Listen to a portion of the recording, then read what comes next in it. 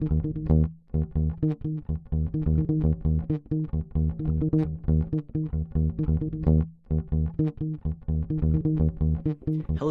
my name is Damon Friedman, co-founder and president of SOF Missions. As a 20-year veteran within Special Operations, I've gone through many challenges due to my military service and time in combat. We felt called to start SOF Missions to serve our fellow brothers and sisters in arms, focusing on suicide prevention and resiliency. Our mission at SOF Missions is to empower warriors to find purpose and be resilient. Since 2011, when we started the organization, almost 3 million men and women have deployed to Iraq and Afghanistan. Unfortunately, the scars of war take a toll on their psychological, physical, social, and spiritual health. Many veterans feel a sense of hopelessness and a loss of purpose when they return to civilian life. They feel isolated and alone, unable to reconnect. And in the greatest of tragedies, over 20 veterans lose all hope and take their own lives. Our goal at SOF Missions is to provide veterans the tools and resources so that they don't become a statistic. We offer a unique approach to combating veteran suicide through a whole health intradisciplinary model. The Be Resilient program is a 4-pillar methodology that addresses the areas of psychological, physical, social, and spiritual wellness.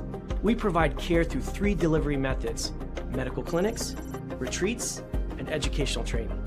Since we started back in 2011, we have been able to reach veterans in all 50 states and have served over 3,000 veterans through the Be Resilient program. Being resilient is a multifaceted and complex issue. We know that to find a lasting solution, we have to address the whole warrior. Many challenges cannot be solved by providing the treatments and modalities of just one component, but by tackling them all. Now, we've expanded our services to include law enforcement and first responders. Together, we can make a lasting impact in the lives of warriors across the nation. To learn more, visit our website at sofmissions.org. Proceed to your post assignment. All units proceed to your post assignment.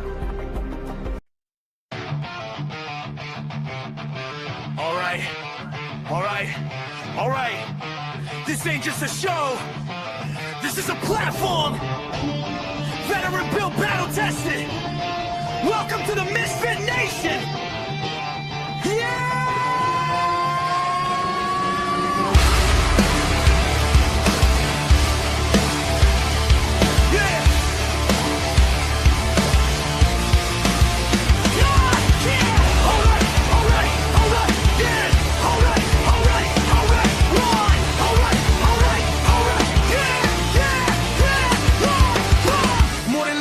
Mic in a room, built from boots on the ground, now we breaking the rules. 2 vets, 1 leader, painting the sound, turn scars into sermons, let them echo around. Authors with truth, musicians with fire, actors backstage chasing something higher.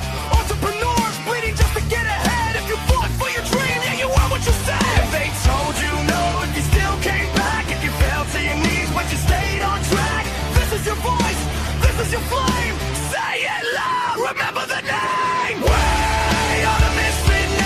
No salvation, just elevation. We rise again. From the fight, to the end. We are the MisFitNation. No damn labels, no damn cages. If you're still breathing, you belong. Turn it up, this is our song. Yeah, this is our song. Yeah. Veterans standing with ghosts in the chest. First responders running in while the world second guess. Gold star names carved deep in the soul. Your story ain't over, we carry the whole. Coaches teaching mindset, breaking the chains, turning barely alive into owning the pain. Truth over polish, scars on display. If it's real, let it bleed, that's the misfit play. If it's heavy right now, and the dark feels cold. If it's heavy right now, and the dark feels cold. If it's heavy right now, and the dark feels cold. Stop right now, we're the more than you know. 988, don't walk alone. Veterans press 1, bring it home. Don't trade forever for tonight. You're still needed in this fight. We're the MisFitNation, built from scars and dedication.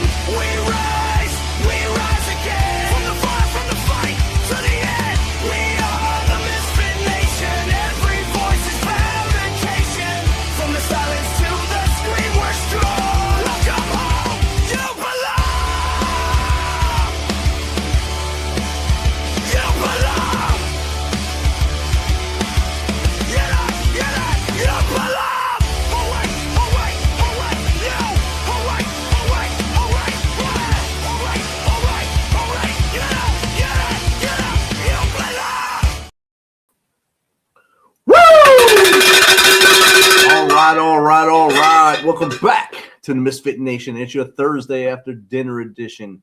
A cold Thursday for many people in the South, the Northeast, Midwest, hell, most of the country, unless you live in Arizona or West right now, or maybe Hawaii.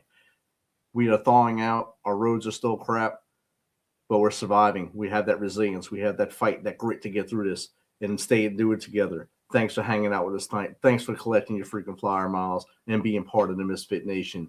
Tonight we have a great guest.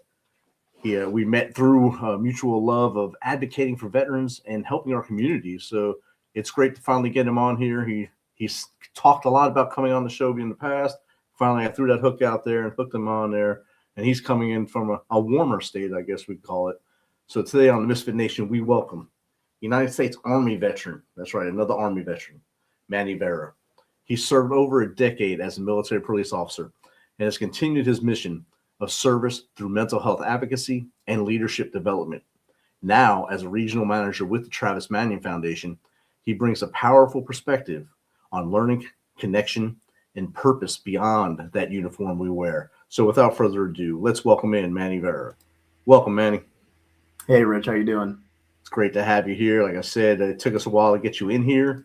We talked about it a lot. You said, I got to get on that show, Finally threw that hook at you, and you bit. So you can't turn back now. So thanks for coming on. No, thanks for having me, and here I am. Outstanding. As you know, I just gave the basic 37-second elevator pitch about you right there. I want you to go as far back as you want to tell us where Manny came from and how he got here. Yeah, absolutely. So again, thanks, Rich, for having this space for us to come tell our story. I was born in Ecuador originally, so I'm immigrated to the United States around 4 or 5 years of age. I grew up in South Florida with my father, so we just kind of grew up together, Central Florida, and then I moved to Jacksonville, where I consider my hometown, like around middle school. So I ended up staying here and enlisted at 17. So for me, it was easy. It was, at that time, the country was at war. And I feel like every young person at that time felt like it was a calling to serve in uniform. And for me, being an immigrant and living the American dream, like having opportunities that I wouldn't otherwise have had I stayed in Ecuador, for me, it was easy. It's like, I need to give back to the country that gave my dad and myself the opportunity to be here. So 17, decided to raise my right hand and go right in. I had a lovely close to 10 years in the service. Loved everything that I did. No, I was not that MP that would pull someone over for going 2 miles over the speed limit. However, it was great, man. Like as a private, scanning IDs at the gate, just medial tasks like everybody, like coming into the service.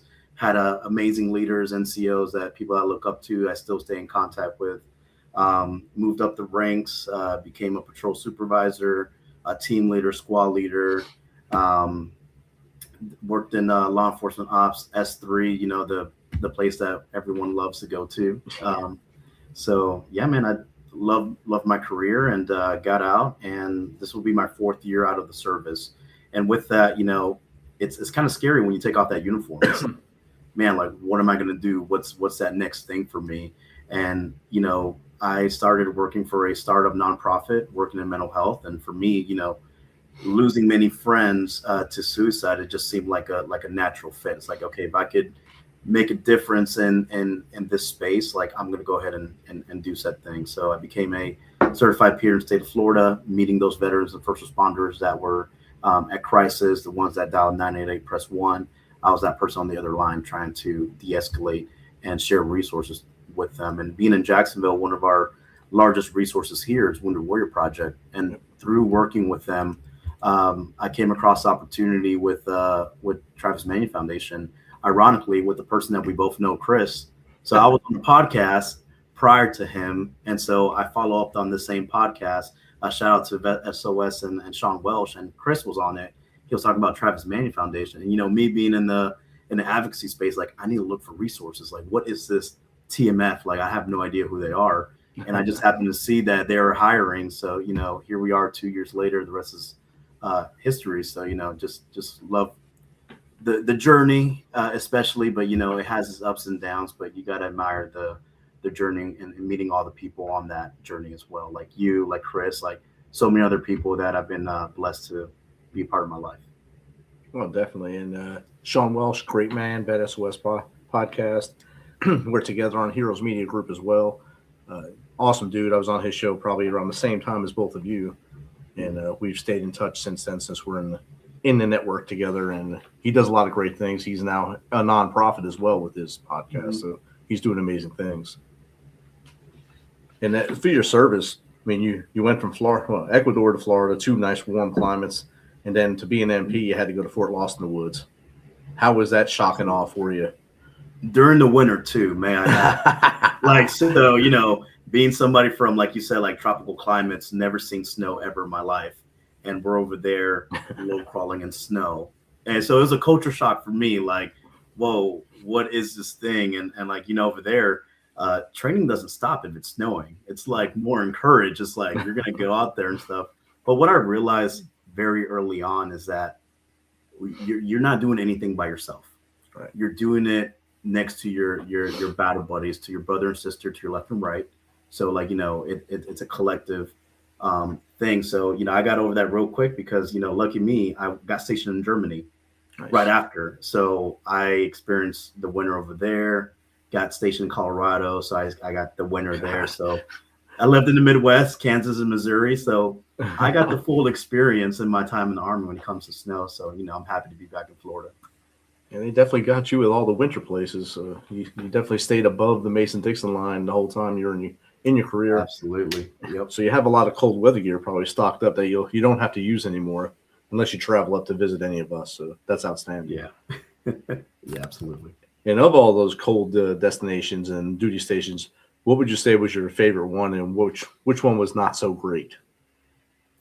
Oh, I would say Germany, hands down. I don't think I've met a soldier or anybody that's in the service has like that been to Germany and said that that's not their favorite place. Like, I was there during the World Cup. I'm a big soccer guy, being from Ecuador, so naturally, like, going to the games out there and how, like, the rivalries, like, these guys are like throwing rocks at each other across the stands because that's just like the rivalry out there. So to me, like, I felt like I fitted right in. Again, like I said, phenomenal leaders and NCOs that kind of, you know, really paved the trajectory for my service out there. So loved it. And least favorite, I don't think this would be surprising, but it was Leavenworth, Kansas. Oh yeah, I can see it. Yeah, not the you know, it serves its purpose, but if you're specifically if you're an enlisted person on that base, it's kind of like you're a minority because it's just run by field grade officers, right? So yeah, that's I would say that's my least favorite. And obviously I did some time on staff there, and who loves their time on staff, really. So yeah, there's a field grade heavy location, field grade heavy or felon heavy location at Fort Leavenworth. Yeah, a little bit of both. Yeah. So you have those two options, and it gets very bitter cold at Fort Leavenworth because you have the river that goes right through there. It's very historical, the town of Leavenworth, but to hang out there more than once, it's probably going to go downhill pretty quickly. You have to travel either into Kansas City proper or go over to Lawrence, maybe hang out to college or something to I love maybe Kansas see City. something different. Yeah. Kansas City was great. Like I was there when they won the Super Bowl the first time in 2020. So it's like it was great during that time. But like you said, like the weather and the base itself, it's like It gets pretty good golf course. Cold. Good golf course. Good golf course. I would say that. A good golf course.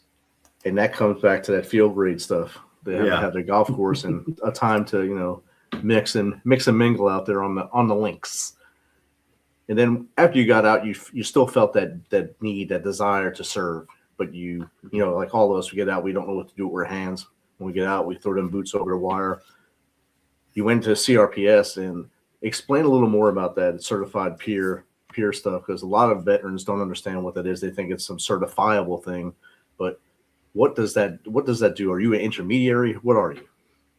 Yeah, so it's a credential for non-clinical intervention when it comes to the mental health, the substance abuse, the suicide prevention arena, right? So it basically credentials you to see the signs, know how to de-escalate, know how to, like, you know, create SMART goals for the person that or individual that you're working with, You're very aware and understanding of some of the mental health ecosystem, especially with veterans, right? So off the bat, like a lot of us, we have that PTSD that comes out with us for our time in service, right? And that when you mix in substance abuse with that, you kind of see the ways that certain people like operate because of those said things. So you're able to navigate that. So the CRPS training it took me almost a year to get credentialed. Okay. So you got to have like 250 hours of like face to face with somebody, individual hours, your non-direct hours. You take a statewide exam for it. So it's a very robust system. So anybody that is interested in that, every state has their own individual offering of this credential. So for anybody looking to, Tennessee, they have one, Florida, they have one.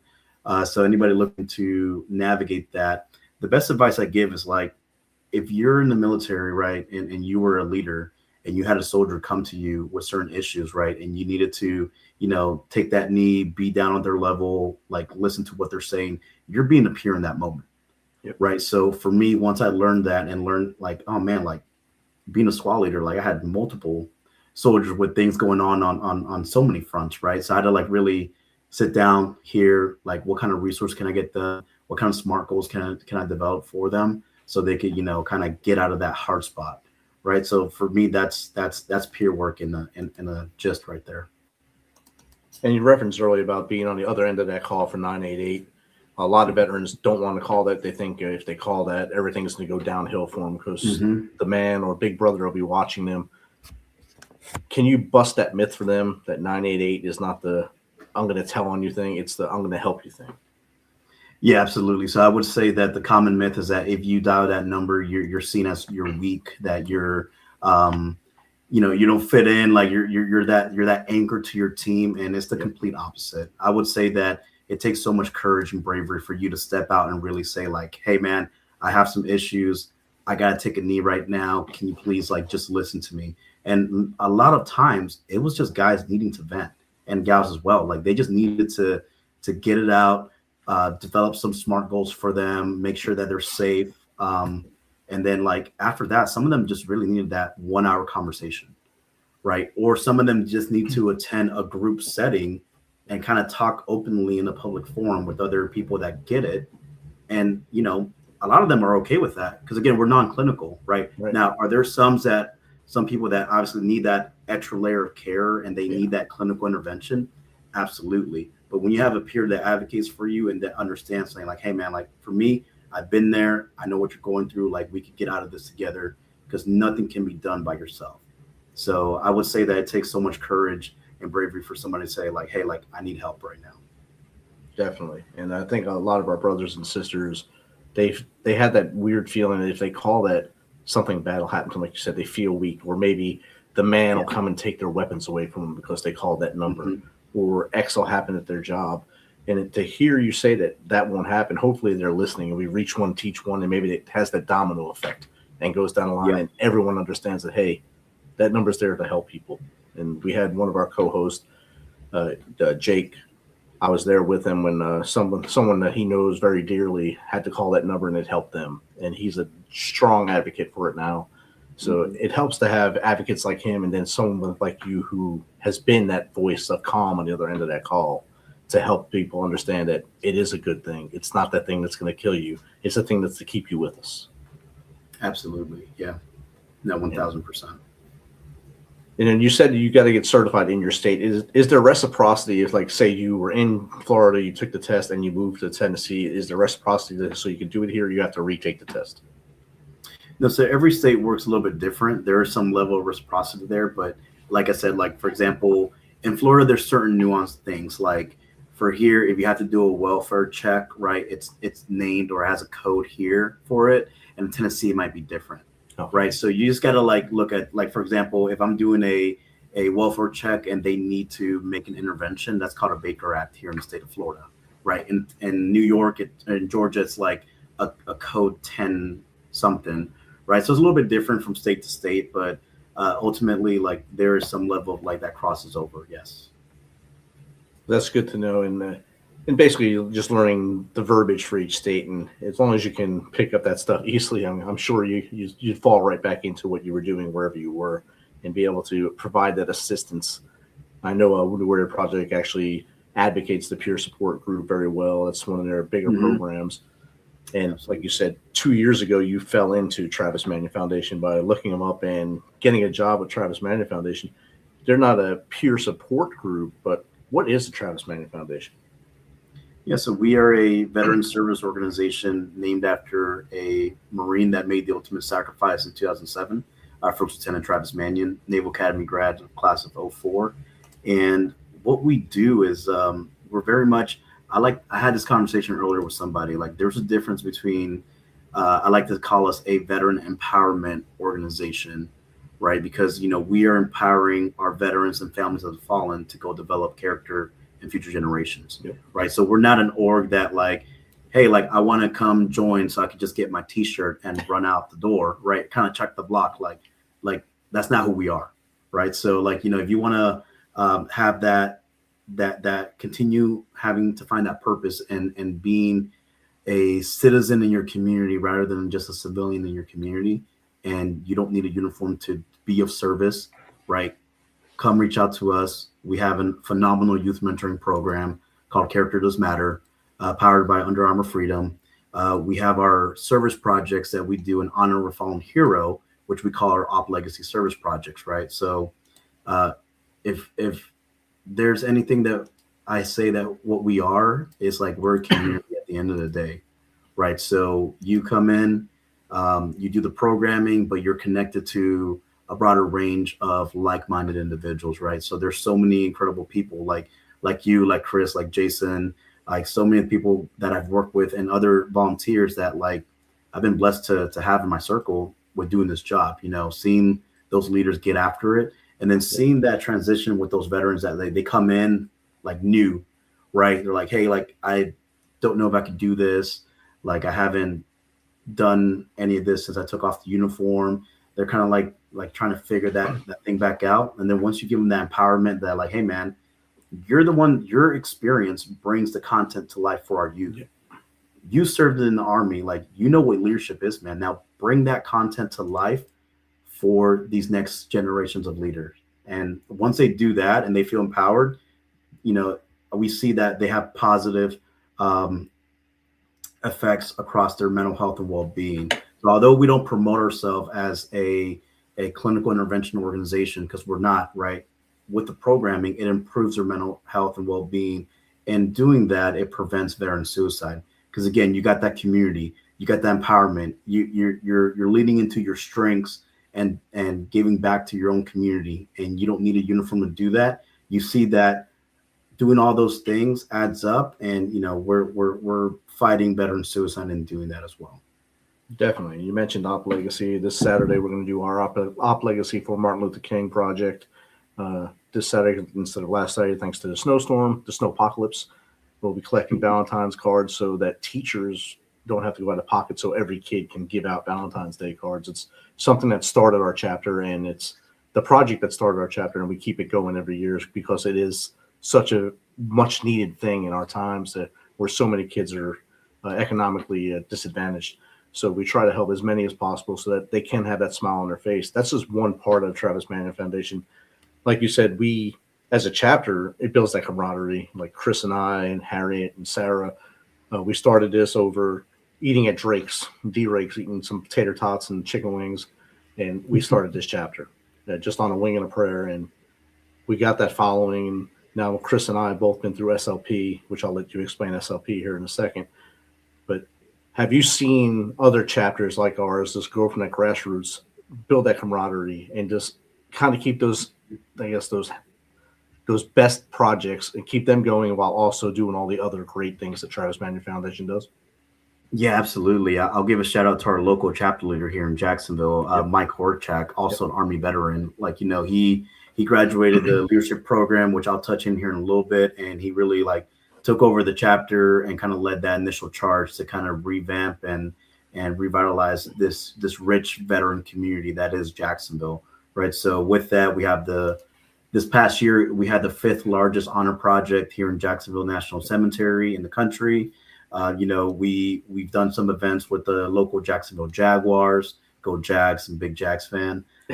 Did their salute to service, did their USO tailgate, doing a lot of stuff with our partners at Wounded Warrior Project. And our partners at Go Ruck, which is their headquarters here in Jacksonville Beach. So that's just an example of like what a Spartan leader can do inside of a community.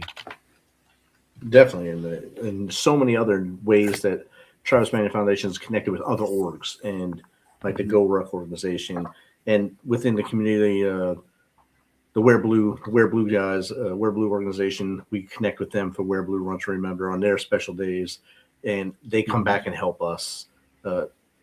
Team RWB here in town is huge, so we're side by side with them in a lot of events where they do things kind of mirroring us to see if they can grow. And it's a form of flattery, I guess, to see how we can both do as much as possible within this community of veterans and our overall community. I think when Travis Manion Foundation started, it started as an idea with CDM, and the CDM, that portion of Travis Manion Foundation is what a lot of veterans really gravitate to. And I believe that even with my SLP class, when we got to that classroom in Houston, seeing everyone actually get to do the CDM live, not just on the virtual, you can see them flip and see the smiles and see them just be so overjoyed with seeing what they can tell they did for those children in those classrooms. Can you explain CDM a little in depth so more people would say, oh, I want to get involved? Yeah, absolutely. That's a good point you bring up, Rich. So our Character Does Matter programming is a youth mentorship program, youth development program that is backed, so evidence-based, backed by positive psychology. And for those that don't know, it's a science that kind of gives you the opportunity to lean into your character traits that are unique to you, and how are you able to utilize said strengths, said traits to achieve thriving, right? So you're achieving thriving in many areas of your life. So we kind of utilize that science with the children, right? So we talk about our character traits, which there's 24 in total. So when we onboard that veteran mentor, we teach them a little bit about the background of positive psych, the traits, and how they're able to lean into their own traits and kind of, like I said earlier, bring that content to life for the kids, right? So you introduce a trait, you define it, you kind of ask the children like, hey, like, what does leadership mean to you, right? And it can mean so many different things, but, collectively, like, it's like, you're motivating your group to achieve a goal, right? So doing those little lessons from a young age, and then we make them do a activity inside the classroom with the veteran.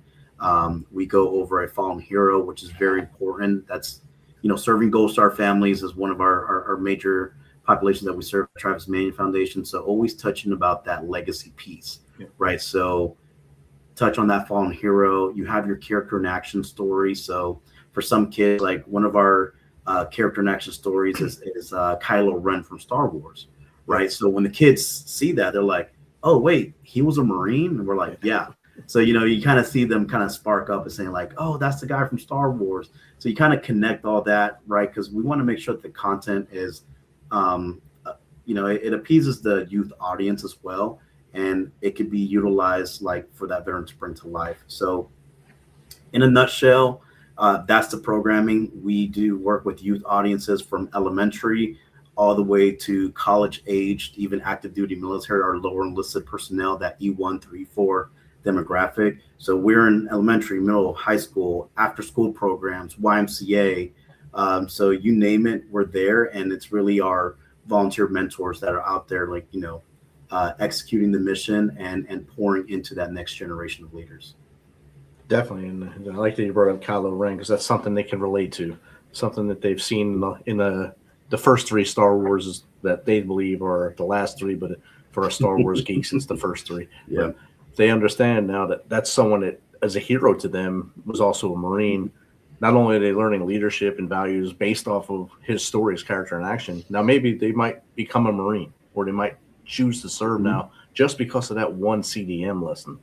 And that's amazing that little piece can be there, and having Kylo Ren as a living character in action is amazing, because a lot of the veterans we use in there have passed that we talk about their character in action.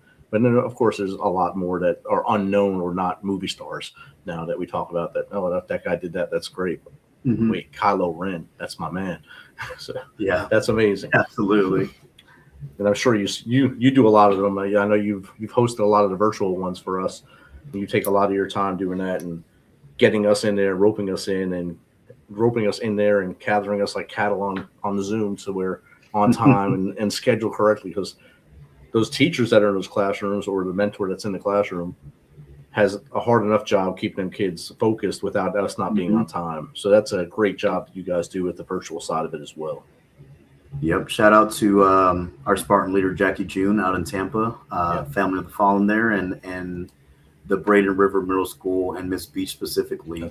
She's we've been there for 3 years now, and she'll be retiring after 30 years in public education in May. So we're trying to enjoy the time that we have left with her. She's a phenomenal teacher. 30 years in public education. That's a blessing. Wow. A big heart. It has to have a big heart to do that. And a lot of patience, very much a lot of patience. A ton. We talked about the 24 strengths. Most people have the top 3. What are your 3, Manny? So love of learning, leadership, and teamwork is my top 3. Nice. So yeah, go ahead. Go ahead. I'll let you finish. Yeah. No, just very natural to who I am. Like when people take the test, the strengths kind of fluctuate depending on the season of life that you're in, right? So I could tell you a prime example, like kindness is in my top 5 now, but you backtrack 10 years ago when I was, a newly promoted sergeant and we're gearing up for the field, and it's just like go, knife hand in face, get out of my face type thing. I don't think kindness would have been in my top 5 then. Right. But what I tell people is like, are there moments where you have to lean into your lesser used strengths and pull it out in those moments? Like, when a soldier comes to you they have an issue going on at home, right? That's where the kindness will have to come in and show that to that person. So it's very unique how these strengths fluctuate and how they manifest in our everyday lives. So I really enjoy touching on everything when it comes to strengths. That was the question I was going to lean into, but you answered it about taking the VIA test there and seeing that every time you take it come up, your top 5 can be totally different. I think for me, my top 5 is 3 have stayed the same within the top 5. They just bumped up positions, and then 2 kind of flip in and out. Like leadership, a lot of people get mad when they take their character strengths test and see that leadership is in their top 5. But it's based off what you're answering at that time of life. But it might still be in your top 10, and it's still one of your strengths. It's just not your top strength. You still have leadership in there. You might have emotional intelligence or social intelligence or humor, or I think zest is one of Chris Lancia's one of his favorite ones to talk about. And you might have some weird one that you never heard of, and it's in your top 5, and it throws people back when they see that. Have you noticed that when you've seen people take it for the first time? Oh, 100%. I worked with a naval unit here in NAS Jax last year. I want to say last summer, and I had a Navy commander, so an 05, take the test, and he's like, "Hey man, I think this test is broken." I'm like, "Hey sir, what do you mean?" He's like, "Leadership is number 20 for me," and he's like, "I've been commanded multiple warships and this and that," and I'm like, "Okay, like let's pause right there. So leadership is your 20, but what is your top 5?" And then his top 5 was teamwork, honesty, humility, kindness, and I think prudence, right? Yep. So I'm like, do you not think that those characteristics make a great leader? And then once that reframe hit, he was kind of like, you know what? Yeah, like that's that makes sense, because at certain levels, obviously when it comes to leadership, the more you move up, there's a lot more trust and delegation that occurs, right? So you're not directly the boots on the ground leading your team up the hill, right? But at those higher levels, once I did that little reframe for him, it's like, hey, like, you got subordinate leaders that are executing the boots on the ground. So if you have all those traits, they all blend into what's the end state, right? So, a lot of people do get that mixed up, but, it's, I enjoy talking to strengths about people all the time. Outstanding. And in your position, you get to work with not just us crappy old veterans, young veterans, or angry veterans. You also get to work with the survivors of the fallen, and you get to work with inspired civilians. How does that feel every day knowing that you get up and do that stuff? Oh, it's a blessing. It's a blessing for me because, like, you go back 5 years once I was toying with this idea of like, what's my next chapter will look like, right? And a lot of us are off the bat like, oh, I'm a veteran. That means I want to stay working with veterans, which is natural, right? It's a still worthy cause. But then coming to TMF, it's like, hey, we not only serve veterans, but we serve our Gold Star families, surviving families, and we work with a ton of inspired civilians. So I was kind of like, whoa, this is new for me. I haven't done that. So, but last week I was on a survivor expedition in Puerto Rico with 12 Gold Star families, man. And it was my second year doing that. And it's one of the few times I get to do that with our CEO, Ryan Manion. And it's just a blessing because, you're hearing their stories. You're hearing who their loved ones was, right? And how they're honoring their legacies through the work that they're doing and the service that they're doing with TMF. And even outside of TMF, like what they're doing in their communities, but also they're cementing their own legacy that sometimes we forget, right? So yes, they're honoring their loved ones' legacy, but what are they doing for themselves as well? And, it was just beautiful seeing 12 individuals come as strangers on day one, and then seeing them leave as a tight-knit family on day 8. So, being a staff member, obviously I'm not a survivor myself, but I've had lost battle buddies in service. You kind of feel that connection with them, right? And there was a couple of young men on that trip, like 20, 21 years old. So when you see how old they are and the date of sacrifice of their fathers, like they were infants, like 1, 2, 3, maybe 3 years old and then you see the age of their fathers, like, man, like this person wasn't that much older than I was. So you kind of put things into perspective. It's like, man, like we are blessed to live the life that we can for those that couldn't. And we stand on the shoulders of giants, right? Yes. So seeing those young men in action, seeing the surviving spouses out there, surviving sisters and brothers out there, like getting after it. Like to me, it was just a blessing, and always leaving like with my cup filled after those trips. And getting to go to Puerto Rico to do it is that's a blessing too. It's a beautiful island, and I know you guys are still cleaning up from Hurricane Maria. I think a lot of the damage you guys are cleaning up from down there. And like I think we talked about this in Houston because I go there every December for my vacation, and I still see the damage there, and the people still struggling, and but they don't complain about it. They go about their lives like this is just what it's supposed to be. And then when a team like TMF comes down there with the survivors and maybe helps fix a roof or build a gazebo outside a house, rebuild something, that brings so much joy to that family that you can't even measure that with that time you're there, because after you leave, them singing the praise of TMF just goes on for months, probably over years.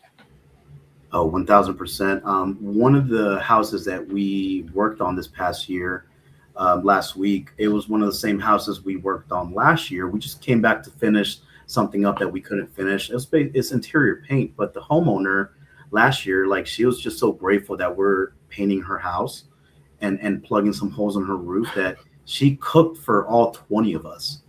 So literally like a full meals, like unbeknownst to all of us, right? So, fast forward to this year, we come back and we find out that it was the day that we saw her was a month that her daughter had died from cancer. Oh, wow. On that same day, and her dog had died, and then her husband was in the hospital. So there's all these things that compounded, and it's like she's like, you guys being here right now is a blessing. So, we wrapped around her, we did the work. And even despite all these things that she had going on, she still had a smile on her face. She still cooked for us. Like she still did all the things when she really, we're like, hey, like you don't have to do these things, but that's just who that they are and culture, and character, the culture of the of the Puerto Rican people. So it was a very rewarding trip. I forget how to say it in Spanish, but I was sitting on the beach there, and a fellow veteran sat next to me. I had no idea who he was, and he sat next to me. He had his cooler of beer, and he kept offering me beers. I said, bro, I can't take it, man. And drink all your beers. And he told me, if I have it, you have it. And he said it in Spanish, and I was like, we don't think like that on the mainland. That's a great thing to say. And he just kept handing me beers, of course, and it was a good day, real good day. Me and him talking about veteran stuff and going through our memories and stuff. His name was Miguel, great dude. But you don't see that if you go to a beach, say in Jacksonville or anywhere in the mainland of the state. You won't see someone say, just if I have it, you have it. No, if I'm giving it to you, you're paying for it somehow. So that's something way different on the island. So it's amazing. I love it there. Yeah, absolutely. Got a couple questions from the audience that popped in here. This is from Kim J65. How did your time as a military police soldier shape your approach to leadership today? Thank you, Kim J. Oh man, that is a awesome question. So I would say that being an MP, we're dubbed as multi-purpose, right? Because you're not only dealing with leadership challenges as an active duty soldier and as a team leader, squad leader, but you're also dealing with the population on base, right? So you're responding to different calls, different issues, DUIs, domestics. There's so many different types of calls that you respond to as an MP that kind of shapes your way of thinking and how you take charge and how you approach difficult decisions where you have to make split-second decisions, right? So I think that really all-encompassing, it just really helped with like the leadership approach that you take, because the same approach that you take for one situation or one call cannot be the same for another. And when you flip the lens on leadership, it's the same thing. How you approach one soldier with an issue is not going to be the same when you approach another soldier with a different issue, right? So you have to kind of like make sure that you're fluid with that, and I've taken that with me to this day, right? So how I approach certain leadership challenges with one instance will be kind of different how I approach it with another one. So just kind of remain fluid, but that was a great question. Outstanding. Thank you, Kim J65, for the question. Next question is from Sam Jin True.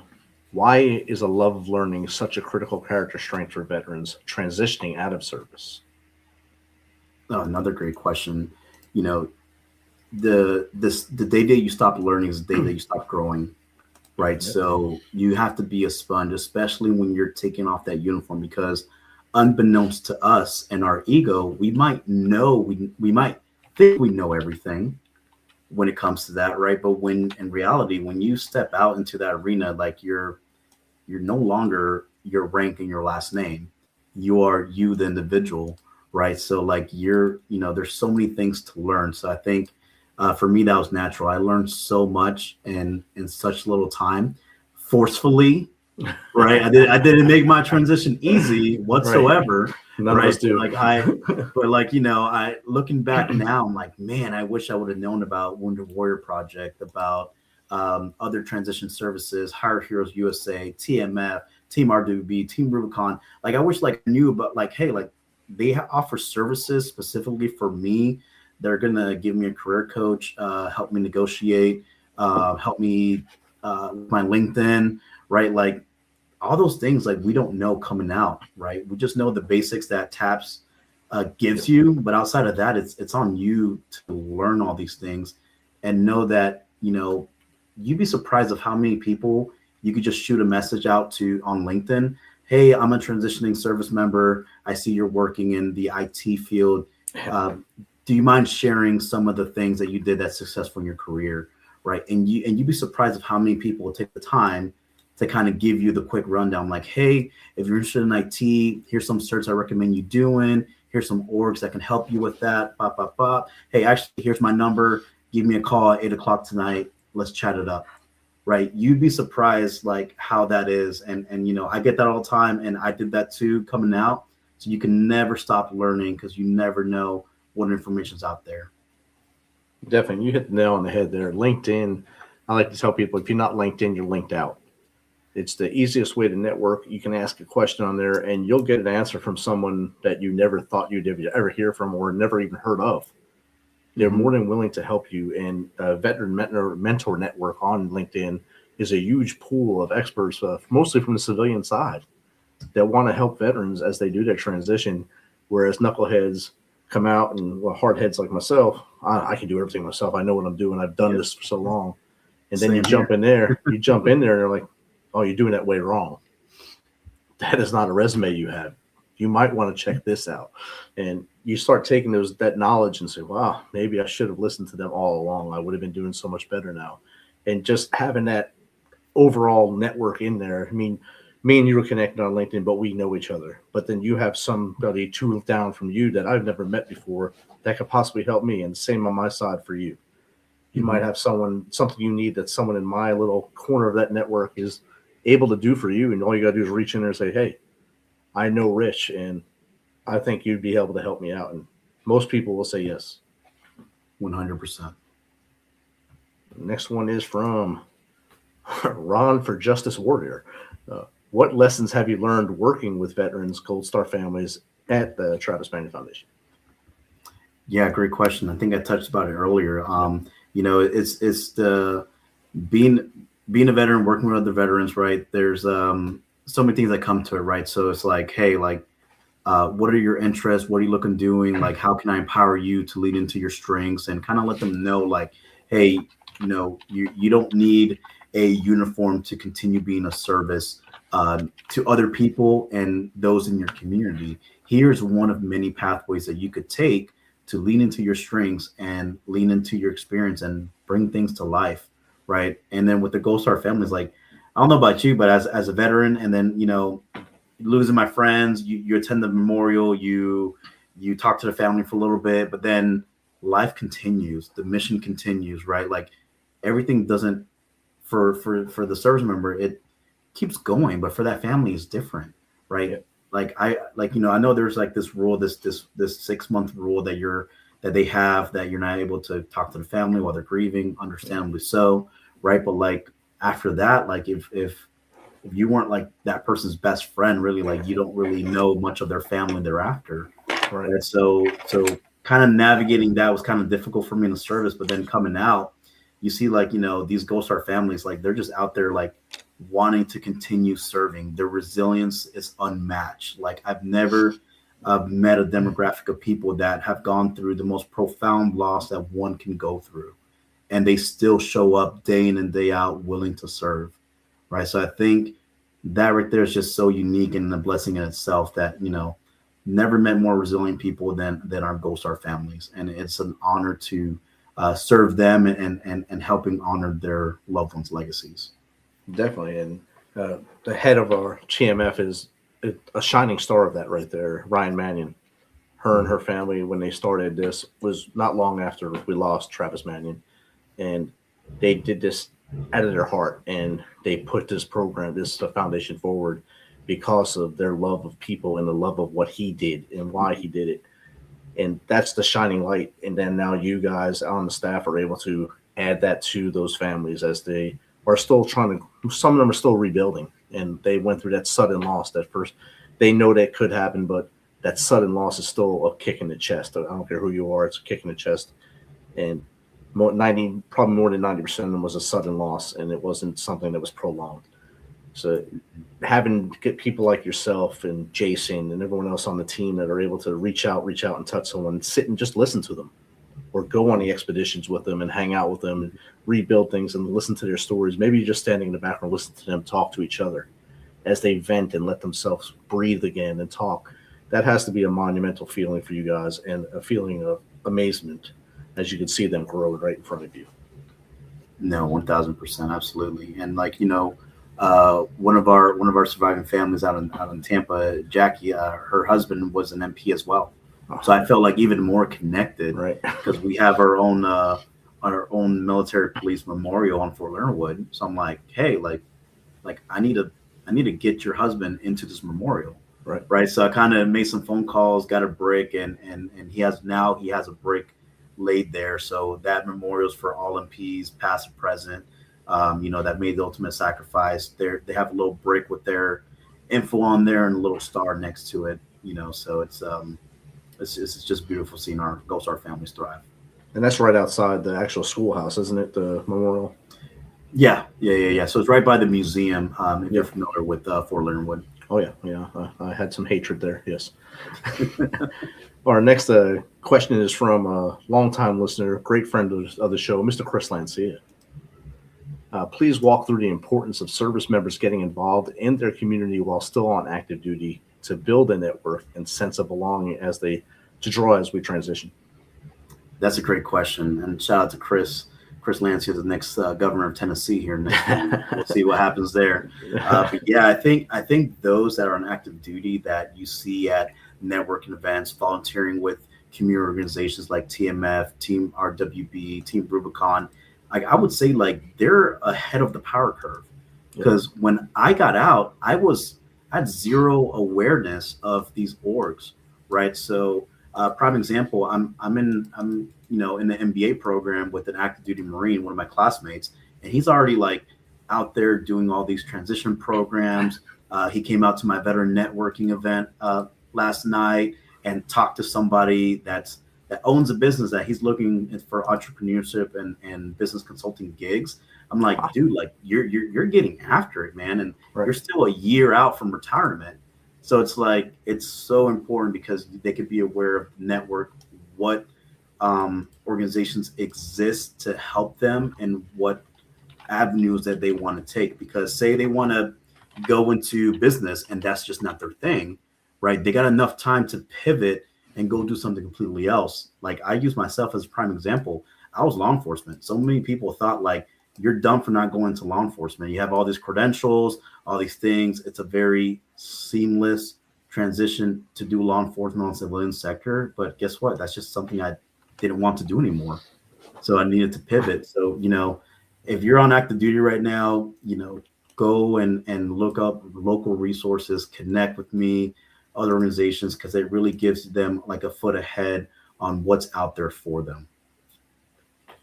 Chris, thank you for that question and making Manny dig into the toolbox to answer the question and share his journey there. So that was awesome. Thank you, Chris, again for hanging out with us, and thanks for hanging out earlier with me. Manny, one more question from the audience, then we'll start to wrap this thing up. This is from Jerry was right. What advice would you give veterans searching for purpose after the military? Great question. Oh, man. Find your tribe, find your community, because, the military does a great job of embedding you and institutionalizing you with so many people off the bat. Day one, for men, like we're all getting our heads shaved. Like all of us are the same, right? And you're doing everything together. So you're out there, like for me, for example, for Learnwood in the winter, I'm freaking low crawling in the tar pit with snow all over my face, but at 2 a.m., but it's not just me. It's so many other people, right? So when we take off that uniform, we sink into that isolation and we go into those dark places, because all of that is ripped from you once you get that DD-214. Like once I got my DD-214, like poof, there goes 10 years off the bat. Hey, like you're no longer Staff Sergeant Vera. It's like, oh man, like what am I going to do? Like, find your tribe, like, because there's a community out there for you. And it doesn't even have to be with other veterans. It could be like your local pickleball club, whatever that may look like for you. Just know that for us as humans, like we need that connection, especially with those veterans. Like we were bred, we bled with one another. So getting out, find your tribe, whatever that may look like. And obviously, if you want to come serve with TMF or other great organizations out there, come do so, because at the end of the day, like I said in the beginning, we are a community, right? We're here for one another. We're like-minded. We understand each other, and we can help each other and support each other through that growth and that post-transition. Definitely. And in most communities, you'll find a TMF chapter or someone who's been in line with TMF. So if you see someone wearing a shirt like Manny's wearing right now, just walk up and ask them, what is TMF? What is Travis Manion Foundation? And 9 times out of 10, it's going to be someone that is overjoyed to tell you about them and tell you about their journey with TMF. And next thing you know, you'll be hosting an event somewhere and having a great time. So that's my challenge to you out there. Manny, as we start to close out, I ask my guests usually 2 questions. The first one is, what's the best way to get in contact with Manny if anyone that's listening live tonight or on the recorded version when that comes out wants to get in contact with you? Maybe just chew your ear off and maybe find out some more stuff about TMF, your journey, or even have you on their show. Absolutely. You can only find me on one platform. It's LinkedIn. That catches a lot of people by surprise, by the way. But Manny Vera on LinkedIn, shoot over a connect, shoot over a DM, whatever you want to you want to look into the nonprofit field, what is Travis Manion? How can I get involved? Like, pick my brain, please, I use me as a resource. So Manny Vera on LinkedIn. Also, my email is at manny.vera@travismanion.org for anybody wanting to connect on that avenue. Outstanding. And it's going across the bottom of the screen for those of you watching it tonight or who will watch it later on YouTube.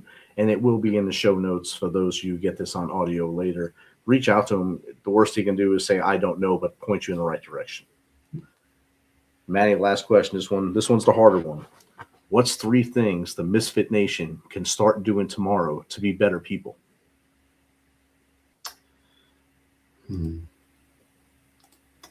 I would say lead with kindness, humility, and an excitement for life.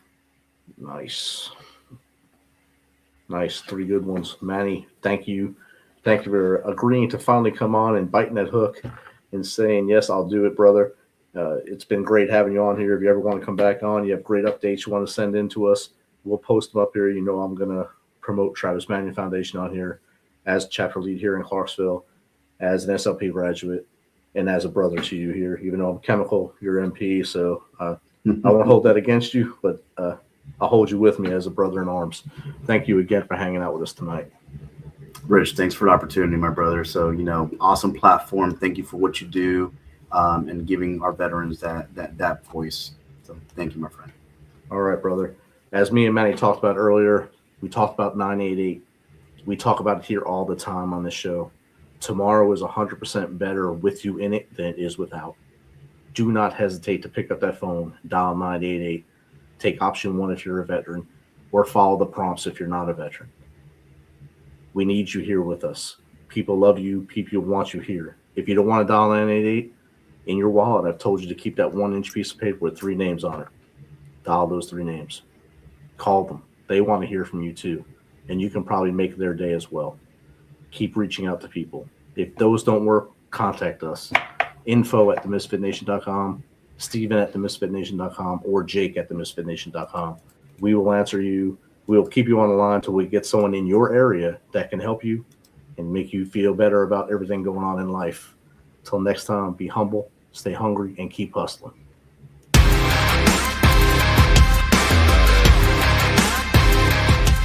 Thanks for checking us out and being a part of the Misfit Nation show. Don't forget to visit our website at themisfitnation.com. That's themisfitnation.com. Check out all our past episodes and get some of the great Misfit Nation gear for you and your family. As always, be humble, stay hungry, and keep hustling because we are Misfit Nation. Misfit Nation.